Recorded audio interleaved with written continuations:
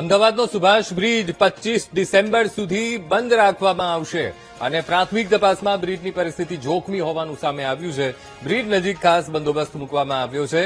તો આ તરફ બ્રિજ રિપેર અને તોડવા મુદ્દે રાજ્ય સરકાર હવે નિર્ણય કરશે કે તેને રિપેર કરવો અથવા તો તેને તોડી પાડવો. એરપોર્ટને જોડતો બ્રિજ હોવાથી એએમસી અને રાજ્ય સરકાર ઝડપી કામગીરી કરી રહી છે. એમ પેનલના રિપોર્ટ બાદ તાત્કાલિક ધોરણે બ્રિજ અંગે નિર્ણય લેવામાં આવશે.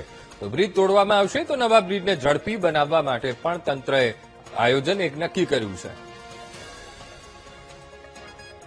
અમદાવાદના સુભાષ બ્રિજમાં તિરાડ પડી હોવાના કારણે અમદાવાદ મ્યુનિસિપલ કોર્પોરેશન દ્વારા 5 દિવસ સુધી બ્રિજ બંધ રાખવાનો નિર્ણય કરવામાં આવ્યો હતો. ત્યારે બ્રિજના ઇન્સ્પેક્શન અનેક નિષ્ણાંતો દ્વારા કરવામાં આવ્યા હતા.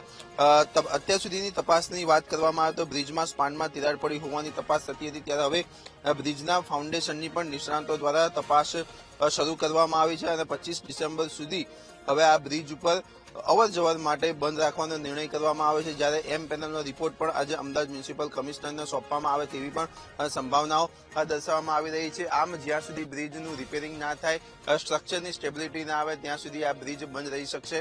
આ ઉપરાંત જો મહત્વની વાત કરવામાં આવે તો જો બ્રિજને તોડવાની પરિસ્થિતિ ઉભી થાય તે અંગે પણ હવે અમદાવાદ મ્યુનિસિપલ કોર્પોરેશન નહીં પરંતુ રાજ્ય સરકાર આ સમગ્ર બાબતે નિર્ણય લેશે. ત્યારે જ વાત કરવામાં આવે તો આઈઆઈટી રૂરકી ઉપરાંત આઈઆઈટી મુંબઈ અને બ્રિજ અંગેના અન્ય નિષ્ણાંતો પાસેથી પણ ઇન્સ્પેક્શન કરવાનો નિર્ણય અમદાવાદ મ્યુનિસિપલ કોર્પોરેશન દ્વારા કરવામાં આવ્યો છે. આમ 5 દિવસના ઇન્સ્પેક્શન પછી બ્રિજની વાસ્તવિક પરિસ્થિતિ વધુ ગંભીર હોવાનું પણ સામે આવ્યું છે. ત્યારે કહી શકાય કે હવે અમદાવાદ મ્યુનિસિપલ કોર્પોરેશન આ ઉપરાંત ગુજરાત રાજ્ય સરકાર દ્વારા બ્રિજમાં કઈ રીતની કામગીરી કરવી, બ્રિજ નવો બનાવો, હયાત જે બ્રિજ છે તે તોડવો કે ના તોડવો, આ તમામ બાબતનો નિર્ણય હવે રાજ્ય સરકાર દ્વારા કરવામાં આવશે.